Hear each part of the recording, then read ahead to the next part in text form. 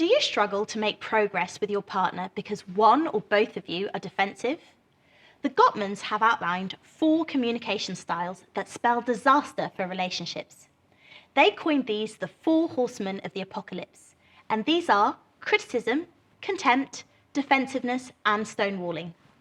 This video will be exploring the challenges of defensiveness and give you some practical tips to overcome it in your relationship.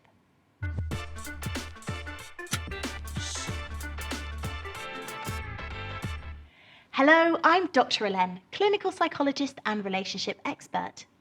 Today we're exploring defensiveness, the third of Gottman's 4 horsemen of the apocalypse.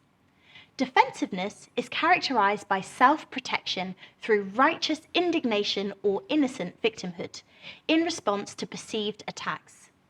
It often arises when individuals feel criticized, leading to a counterattack that deflects blame onto their partner. While defensiveness is a common response to conflict, it exacerbates problems by hindering resolution and escalating tensions, creating fertile ground for other destructive behaviours like criticism and contempt, which I explain in my other videos.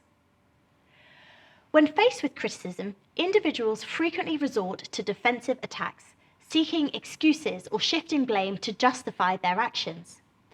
However, this defensive stance only serves to perpetuate the conflict as it fails to address the underlying issues and prevents meaningful dialogue.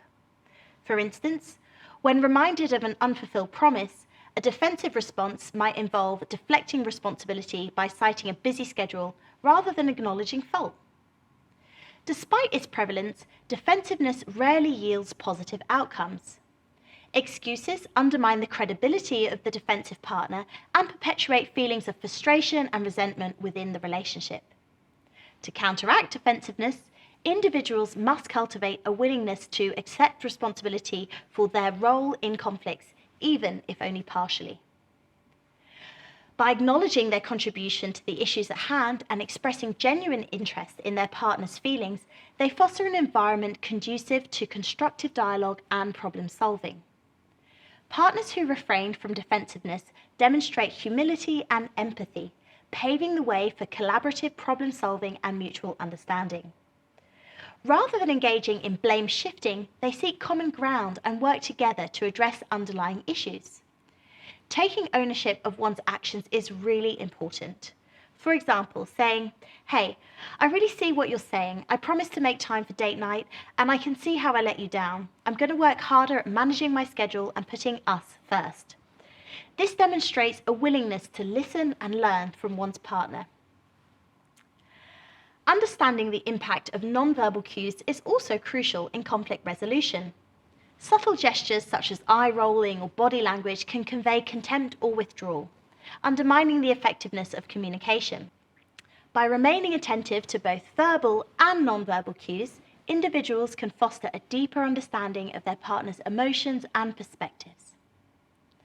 In conclusion, reflecting on one's recurring flaws within the relationship can offer insight into the root cause of discord and pave the way for healthier communication patterns.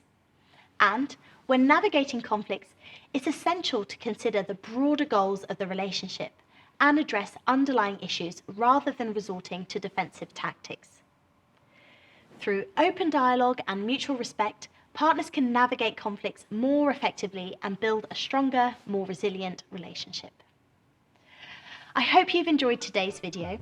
If you benefited from this information, why not share it with a friend who might need this pearl of wisdom? Please don't forget to like and subscribe. Until next time, see you.